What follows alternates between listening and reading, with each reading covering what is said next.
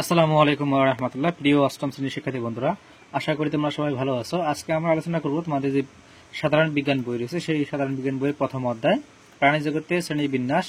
এই অধ্যায় হচ্ছে আজকে আমরা আলোচনা করব শূন্যস্থান যে পূরণ।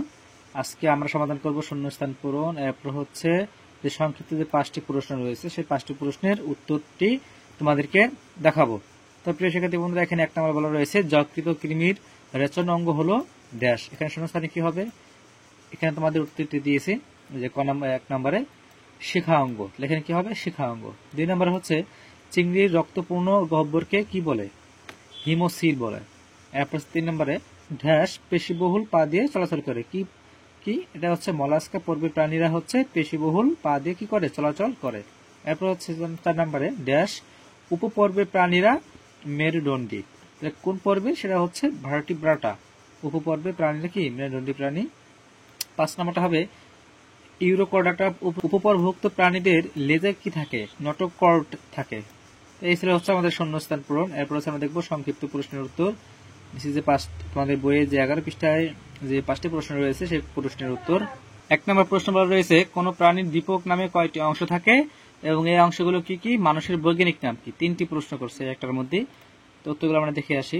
উত্তরটা হচ্ছে এরকম যে 1 নম্বর প্রশ্নের উত্তর, কোন প্রাণী দীপক নামে কয়টি অংশ থাকে? নামে হচ্ছে 2টি অংশ থাকে। এগুলো অংশ কি কি? একটা হচ্ছে গণ ও প্রজাতি। আর মানুষের বৈজ্ঞানিক নাম কি? Homo Spence. এটা তোমাদের বইতে ছিল, তোমাদের বইতে শ্রেণীবিন্যাসের। এরপরে প্রশ্ন, তোমার চেনা জানা 5টি আর্থ্রোপোডার নাম লেখো। একটা হচ্ছে প্রজাপতি, তারপর হচ্ছে চিংড়ি, আরশোলা, মৌমাছি ও মশা। এগুলো হচ্ছে আর্থ্রোপোডা পর্বের প্রাণী।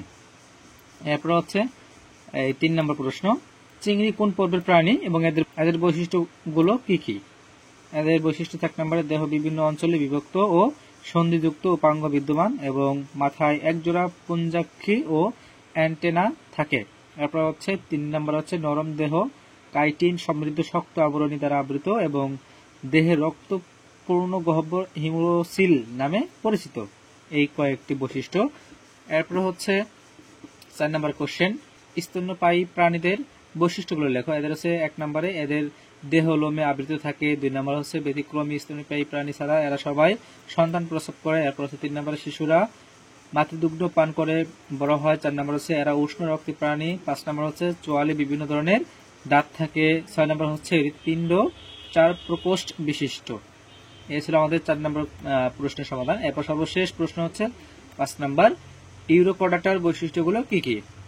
ইউরোকর্ডার বৈশিষ্ট্যগুলো হচ্ছে 1 নম্বর প্রাথমিক অবস্থায় এদের কি ফুল কারন্দ থাকে এবং 2 নম্বর হচ্ছে পৃষ্ঠীয় ফাঁপা স্নায়ু রজ্জু থাকে এবং 3 নম্বরে হচ্ছে শুধুমাত্র লার্ভা দশায় এদের লেজে নটোকর্ড থাকে। উদাহরণ হচ্ছে অ্যাসিডিয়া।